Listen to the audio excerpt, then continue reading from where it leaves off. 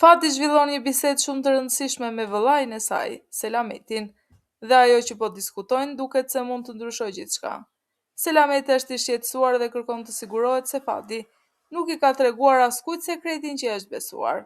Ai e di se kjo çështje është tepër serioze dhe se një fjalë e vetme mund të shkaktojë probleme të mëdha. Fati megjithatë është e bindur në qëndrimin e saj. Ajo i shpjegon Selametit se nuk ka treguar asgjë dhe se të tjerët dinë vetëm se bëhet fjalë për një grua, pa ditur të vërtetën e plot. Ajo i kujton vëllait se ka dhënë fjalën dhe nuk ka ndërmend të thuajë premtimin. Për Fatin, mbajtja e këtij sekreti është një përgjegjësi që nuk mund ta braktisë.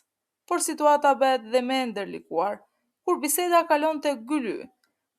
Fati shqetësohet se ajo mund të jetë shumë e lënduar nga gjithçka që ka ndodhur dhe se mund të jetë e mbyllur në vetvete. Ajo e di se Gylly nuk po kalon një moment të lehtë dhe se ka nevojë për një shpjegim. Sikur të mos mjaftonte kjo, ekziston dhe frika se prindrit e Gyllys do të fillojnë ta gjykojnë dhe ta fajsojnë për çdo gabim. Fati e di se presioni i familjes mund ta bëjë situatën edhe më të dhimbshme për të. Selameti e kupton shqetësimin e motrës së tij, por e paralajmëron përsëri se kjo nuk është një çështje që mund të merret lehtë. Sekreti duhet ruajtur me çdo kusht dhe Fati duhet të jetë shumë e kujdesshme. Ndërsa në këtë skenë tjetër, Kenan përballet me një situatë krejtësisht të pazakontë kur mëson se duhet të shkojë në një hotel, ku e pret një grua misterioze.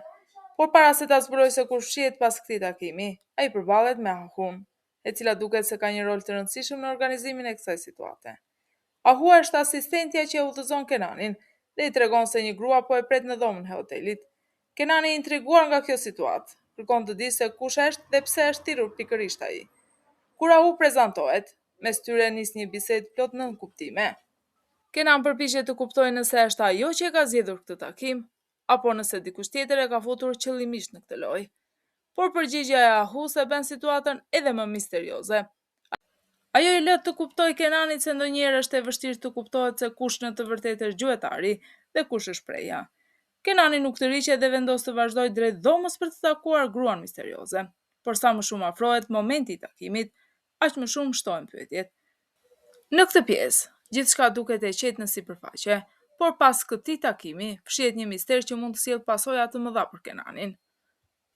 Kenan dhe Handan përballen me një takim misterios në hotel, por kush po i shantazhon?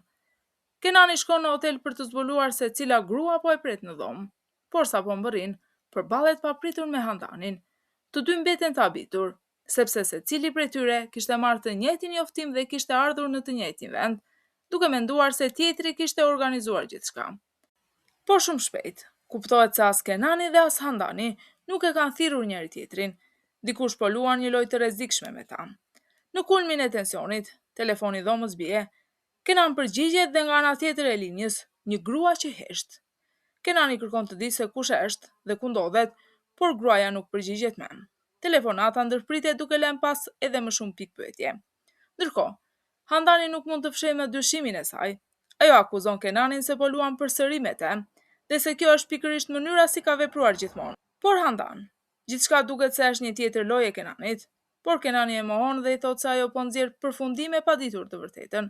Ai kujton Handanit se dikur të dy kishin menduar të ndërtonin diçka së bashku. Por tani mos besimi i saj po shkatron gjithçka që mund të kishin. Handan mbetet e tronditur, me lot në sy. Ajo nuk di më nëse duhet i besoj Kenanit apo dyshimeve të saj. Situata mes tyre bëhet jashtëzakonisht emocionale dhe të dy përballen me plagët, sekretet dhe mosbesimin që kanë mbledhur prej kohësh. Në fund, Kenan largohet i lodhur dhe i zgënjur, duke i thënë Handanit se është e lodhur nga fakti që ajo nuk i beson. Por drama nuk përfundon këtu. Pak çaste më vonë, dikush troket në derën e dhomës së hotelit dhe personi që shfaqet është Ozlem. Tani pyetja është, si do të reagojë Handani? A do të përballet drejt për drejt me Ozlemin? A do t'i tregojë asaj çfarë ka ndodhur? Dhe mbi të gjitha, kush po i manipulon të gjithë? Por surpriza më e madhe fshihet pas telefonatës misterioze.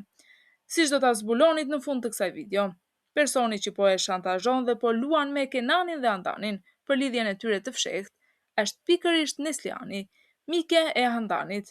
Ajo është duke luajtur një lojë të rrezikshme me 3 personazhe dhe duket se gjithçka është pjesë e një plani të saj.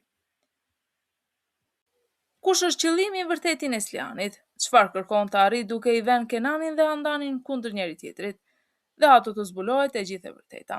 Sipas jush, a do ta fal Handan Kenanin apo do të besoj se ai e ka tradhtuar përsëri? Dhe çfarë mendoni për planin e Neslianit?